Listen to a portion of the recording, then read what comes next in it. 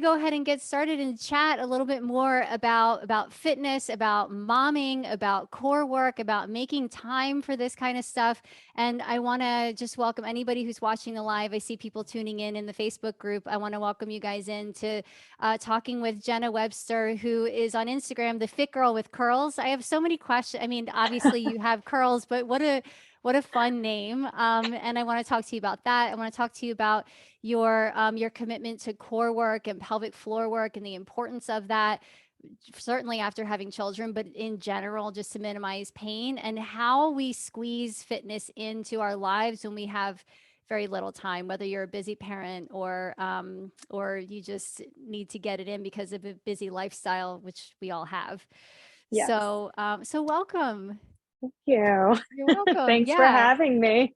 Of course. So, Jenna, first tell us a little bit about how you got into personal training in the first place. Um, Honestly, as a kid, I've always been very active, just very into sports, running around, doing all of that. And I knew I wanted to go in this direction. I just didn't know how. And I went to school for exercise science. So I already knew I wanted to do that.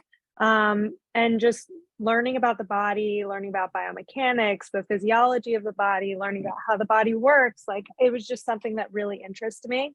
And I just continued to take it on, and I just love training people, and I love training people in the way where I can help them move better with everyday activities. So not just with sport, not just for their main goals, which could be like weight loss or weight management, any type of weight management.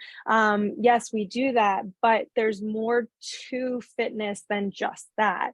And that's what I really like to get into, just being able to be like get my clients strong for everyday activities. Whether it's cooking, cleaning, if you're a traveler, lifting your suitcases and luggages overhead, like that's a big thing. I've had clients tell me how much they feel so much stronger just from traveling. And that's really exciting to hear. And then again, with kids, you want to be strong, you want to be able to keep up with them, because if as they grow, they're going to be running around, and you're probably going to want to play with them, whether it's soccer or playing tag or whatever it is. You want to try to keep up with them so that you can be involved in the things that they enjoy too. So, being strong is important for speed. It's important for the agility if you have to catch them. Like, what if you turn your head and all of a sudden you have to save them from something quick? You got to go and grab them, right? So it's more than just like even the fun aspect of it. It's like trying to catch them from falling, trying to do this, that, and the other, carrying them because they get tired of walking and you don't have the stroller around, and you just have to do what you need to do to get to the car or wherever it is that you're going. And you just want to be able to have that strength and the right posture, the right form, the right movement coming out of all of that. Yeah. So, yeah. Yeah, amazing. Yeah, I call these, my whole, I know you follow me on Instagram too, just this whole off the scale methodology of fighting for your why. And so whether Yeah. it's like traveling and lifting your suitcase up, or, maybe you want to go hiking with some friends, but you've been Yeah. ignoring it, or you want to pick up your kids, or you want to run around with them, or you want to enjoy everyday activities without feeling, sluggish or less Exactly. than, then the incorporating the strength training is so important. And I love Mhm. how you had a passion for it since you were young. And it's always so interesting to me because for me, I got into it because I had nothing to do with it at all and I needed it. Like I Mhm. needed it so badly. And I needed it to not just be, this all or nothing thing, but I really needed it to be connected to my life in order for it to work out for me. And I know that that's a part of your whole thing too. I love your Instagram where you have the stroller and you're doing like lunges and you're Yeah. running with the stroller. It's so like it's brilliant. Thank you. Thank you. And it's always a good way to like be with the kids too, whether they're sleeping or they actually want to be involved in the workouts. Like I love that we can just take them to a field or wherever it is and can just do our workout. They get to see us doing that for ourselves and taking the time to do that. And they can either participate in it or they can run around and do their own thing. So it's nice to be able to do that and for them to also see it, I to think know that it's important. For sure. And for a lot of people, whether it's your kids who are sort of like that extra thing, and you say, "Oh, I can't do it because I have to take care of the kids," or Mhm. "Oh, I can't do it because I have this work event," or "Oh, I can't do it because I'm not a morning person," or "Oh, I can't." What do you Mhm. think? What are the right? Like, what are the top three sort of gremlin thoughts that your clients have that you feel like you help them overcome and they don't worry about that anymore? A lot of the time, it's the time. Time is like the biggest one. So when I'm working with people, we'll start off small. I'll usually have them, tell me how many days a week they realistically can do, right? And then, they'll tell me what they want to do, and I'll say, "Well, what can you realistically do? Like this week, what is it that you can do?" And they'll tell me. So if they say, "I want to be able to do 5 days a week," then I'll say, "Well, what is it that you can do?" They'll say, "I think I can only get in 2." And that's fine. Yeah. So you work with what it is that you have, right? And so the biggest thing is just understanding that you need to work with what you have and to just give it your all during that moment. And then if those Mm, 2 days, if all you have is 30 minutes, that is completely okay. Just give it what you have for that. Make a plan for that and do it, right? And you'll feel good because whatever you had on your list to do will get done. You won't have to be like, "Oh, I said I was going to do it this day, but I wasn't able to." And oh my gosh. And then you start to feel bad about it. You start to have this guilt and you start to just feel like it's almost impossible to get on track with it. But if you start doing those small things, then it's easier for you to kind of get a momentum going. So when you consistently start doing like the 2 days a week instead of the 5 days a week, and you start doing that for about a month, then you start to see where you can sort of put in another day, even if it's 15 minutes, yeah. right? And you start to understand too. I try to also teach them too that it's not just the workout, it's also the movement that you do outside of the gym. So if you're not able to get that like a cardio day in, how is it that you can get 10,000 steps in? Can Mhm. you go for a walk instead of driving in your car? Can you take 20 minutes to just go for a walk? Do you have a dog? Go for a longer walk with your dog. Do you have kids? Take them outside in the stroller. Um, are you taking the elevator every day? Can you do stairs instead? Or if you're in a big building, can you do stairs to a certain point and then take the elevator? Yeah. Like trying to, because I know that's a fight that I have with some Yeah. people. And I'm like, well, then just take it to the fourth floor and then take the elevator from the fourth floor. Like figure out another way to be able to use those stairs. Um, but yeah, I mean, the biggest thing is trying to create those small habits and fit them in so that you can get consistent Yeah. with what it is that you want to do, right? Whatever that main goal is. And once you start getting consistent, once you start feeling confident that okay, this is doable, okay, I can do this, then that's when you can start adding other days or other times in or whatever it is that you're focusing on doing. And that seems to really help them. Like when we start really getting into that and really talking about that, and just the encouragement, like it's okay, like if it's only 2 days, that's okay. Figure out what else you're going to do those other days. You'll focus on strength training those 2 days, Yeah. and everything else, like those 10,000 steps, that's your cardio, as long as you get something in to keep your body moving Yeah. and you're not sedentary. That's the biggest thing. I love that so much, Jenna, because one of the things that have failed me and also my clients is this idea that it's like the 21-day fix or the 90-day Hmm. P90X or Yeah.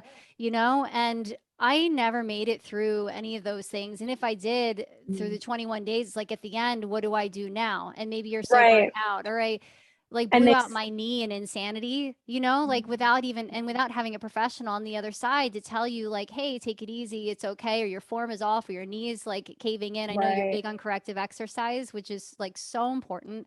Hmm. Then you're kind of left to your own devices and then feeling beaten up, like too sore, not okay. Feeling like you have to do it every day. And if you don't, then you're a failure. And Hmm. so I love how you have that incremental approach as well. And it's also okay. Say you make it to 5 days and then next week it's two. Okay. Yeah, exactly. And another thing too, like we're talking about the days, but even the time spent in the gym. I know people who are just so adamant about getting that full hour, and if they don't get that full hour, they feel like they just to didn't get count. anything in. Right, it doesn't Right. count, or they didn't do well in their workout, or they didn't do enough, and that's not the case. If you give yourself that plan, if you know what you wanna work on that day and you give yourself a plan of what exercises to do, what movements you're gonna be focusing on within that 20 to 30-minute range, and you just eliminate your distractions, put the phone to the side, don't allow texts in during that 30 minutes, whatever else distracts you, eliminate that during that time, and you just let yourself go.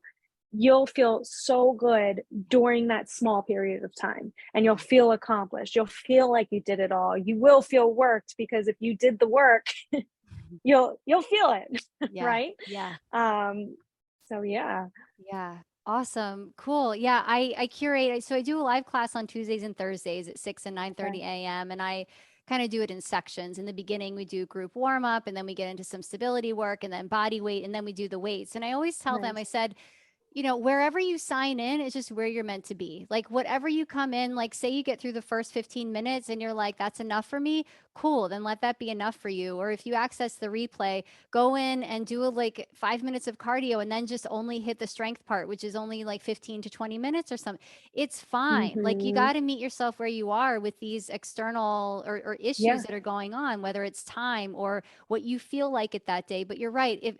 If you don't do anything, you're not doing anything. Right, right. Exactly. Yeah. So a little bit is better than nothing. Yeah, Um, but yeah, absolutely. It's so important to just listen to your body. Absolutely. totally. It's probably one of the biggest things that I tell people. I'm like, you know your body better than anyone else. So you know what it is that you can handle during the day. Yeah. So Awesome. I see a bunch of people have tuned in. You guys, if you can hear us, I assume you can hear us because I see you guys here, but just say hi. You can say hi to Jenna. We're going to continue to talk here about fitness, momming, core, bringing it all in, making time for it, making it all happen. Jenna, you have your own platform too. I see you make yes. references in Instagram all of the time to your workouts and your platform. Tell us a little bit about how you built this and what's in it. What do your Yeah, clients get? so it's called Body in Motion. That's the I call it an online fitness studio, and it's made up of a whole bunch of on-demand workouts. So basically, you can work out with me at your own time, and it's filled with strength training workouts. It could be body weight. It could be used with dumbbells. So whichever ones you can find all of that there. There's also mobility work, a few mobility videos there, and I'm constantly adding to it as well. There's some hit stuff. So hit, I like to say, is more on the cardio side of things, just more high intensity. Hmm. But there's weighted hit, there's body weight hit, so all of that's there as well. With my body in motion program, you also get me as your trainer and coach, so we can do check-ins that work for you, whether that's once a week, once every 2 weeks, whatever works for your schedule. And this way we can kind of keep you on track. We can talk about what it is that would benefit you. I have programs and challenges that you can follow to kind of keep yourself consistent and to follow something. They have calendars on there, so that way you can print it out, you can check it off, you can figure out what it is that you need to do. And then I'm also adding some tracking in there as well. So you can have some printouts to be able to track your workout, so you can actually see the progress that you're making with some of the strength training and the workouts that you're doing.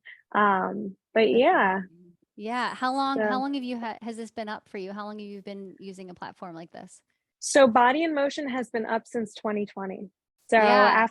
after I had my son, and also with COVID, that's when I really created this program for everybody who just wanted to work out in the comfort of their own home. And that was the biggest thing for that.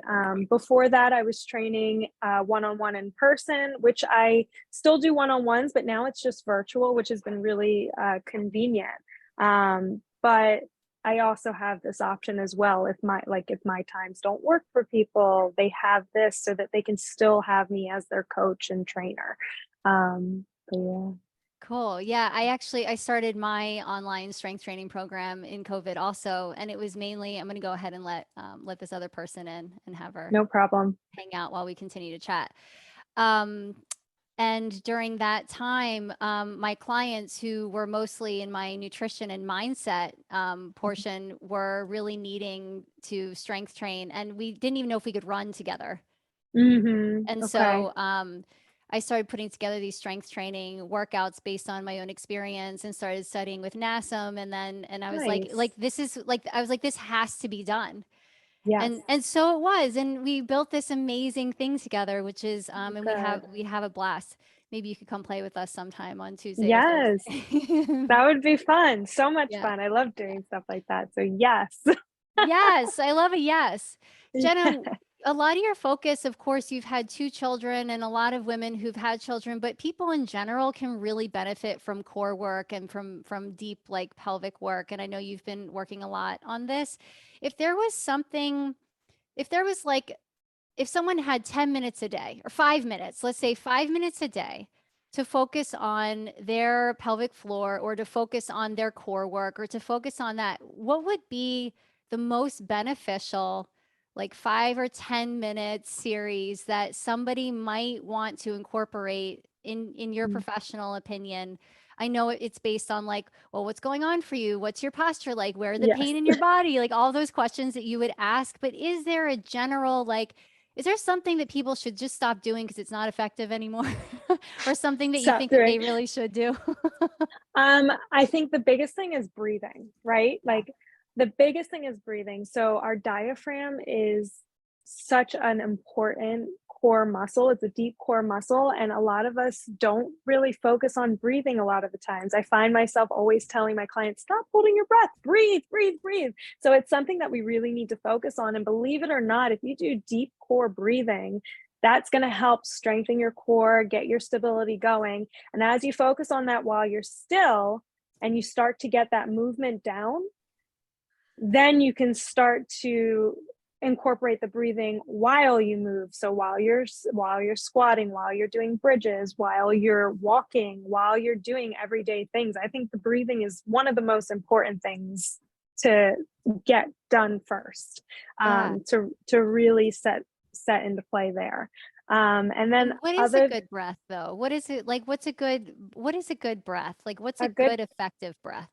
So it's going to be, you're going to take a nice deep breath in through your nose. So you're going to inhale through your nose, take a deep breath. And as you do that, you fill up your lungs, you let your chest rise, everything sort of, comes in. So you fill everything up, your chest rises, and then you exhale with control and you let everything empty. So you do that in the beginning, kind of get that focus on. And then what I like to do after that is focus on the abdominal tightening or the hugging, the tummy hugging, which is Mhm. also like your transverse abdominis muscle. It's this muscle that just sort of wraps around the midsection of your body, keeps your organs in, it helps protect your spine, and it really just helps stabilize you during movement. And so with that, what you do the regular inhale where everything's sort of relaxed. You inhale, everything in your body's relaxed. As you exhale, that's when you tighten the abdominal muscle. So you basically brace Mhm. for impact. As if somebody were to punch you in the stomach, you would tighten. So, but you would do that during the breath. So you would take a deep breath in, deep breath out, and tighten at the same time as you Yeah. exhale. So you would do that. And as you do that, your pelvic floor should also be lifting. So if you know what Kegels are, that's when you sort of like if you were going to the bathroom and you stop the urine from Yeah. flowing, that's what a Kegel is. So you're going to hear a lot of things where people say, oh, you shouldn't be doing Kegels. It could put a lot of strain on. If you're doing too much of them, it can. But if you're doing them with your movements, with your breathing, it could be helpful. But you also want to learn to relax it too. So anytime you do that inhale, everything should be relaxing. When you Yeah. exhale, you should be lifting the pelvic floor. You should be tightening the abdominal muscles as you're breathing out. So it's not that you stop breathing and then you tighten. Yeah. You're not holding your breath, you're continuing to breathe. And then as you inhale, you relax everything again. And that's just to me is one of the most important things. And then you incorporate that with your movements. So say you're doing a squat, you inhale on the way down, you exhale as you come up. So Yeah. as you're exhaling, you're tightening everything again. As you inhale, you sort of relax everything again. And so when it comes to squats and pregnancy, that's always good thing because it's very close to what you would be doing with labor, because when you're in that position, you want to be able to relax your muscles and not tighten them. So that's where it comes into play with that as well. But it's not just squats, it's other things too. So any type of movement you're doing on the concentric, I like to exhale on the eccentric, which is the lengthening part, the not so heavy, not so hard part. You sort of relax a little bit on that inhale. Yeah. So, Amazing. Oh, I love how you yeah, coach through the breath as well. Like yeah, I'm thinking about like just the power of being able to expand and to be able to contract, and how important that is. Also, we have some runners who are joining us for the Q&A and who are likely watching. A lot of my nice. programming is on beginning running, and for me it's all about overcoming the mind and also giving yourself Yes. permission to meet yourself where you are. And I get a lot of questions about breathing, like a lot. And Yeah, this is obviously helpful for that as well. But when we're talking about running and the breath, because I feel like there's such a brain connection between that. You hear yourself breathing short. It's like, oh, I can't do this. I can't do this. I can't breathe. I have to slow yeah, down. yeah, How do you negotiate that breath and the mind and how fast you're going? I mean, I always say, listen, just you get to slow down. You yeah. get to slow down and find your breath, and that's fine too. But how do you think about maximizing your breath in a run?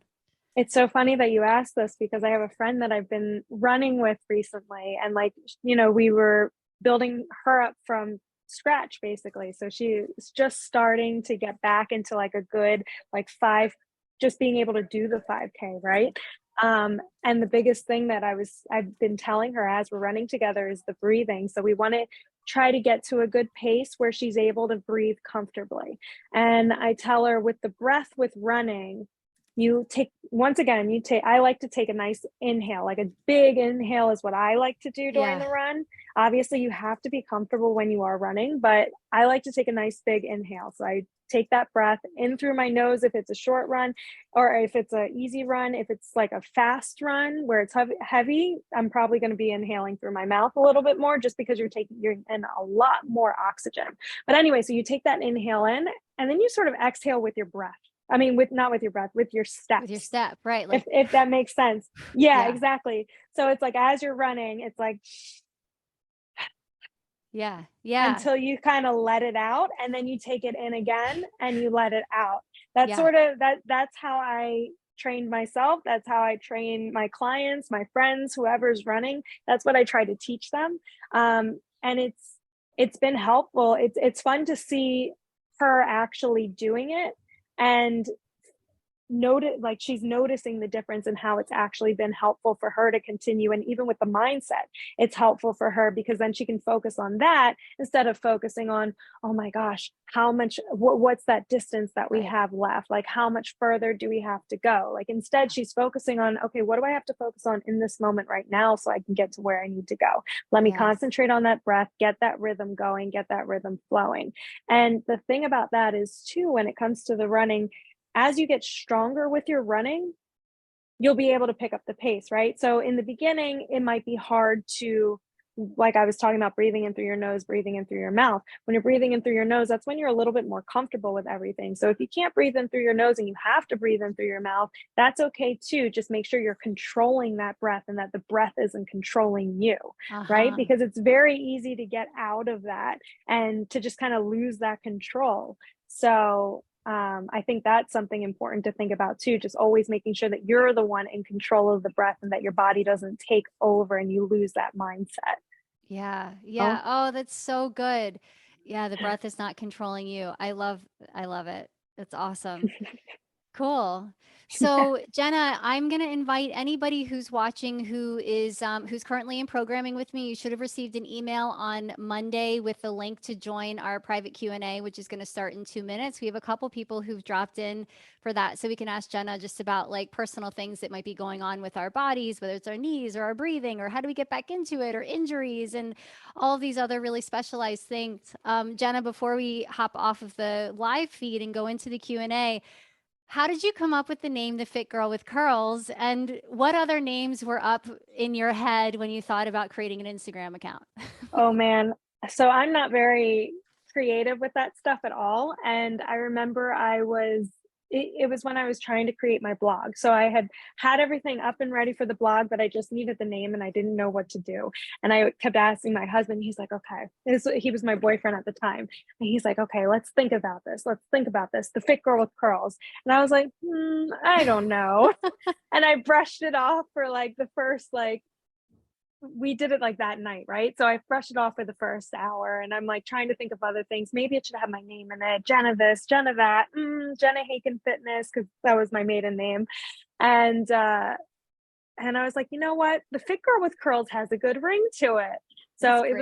it was all my husband that figured it out. So we'd have to pick his brain as to how he figured that out. But I think it was mainly the curls. I'm not and curling. Yeah. No. Oh, curls. I get it. I didn't even make that Like, connection.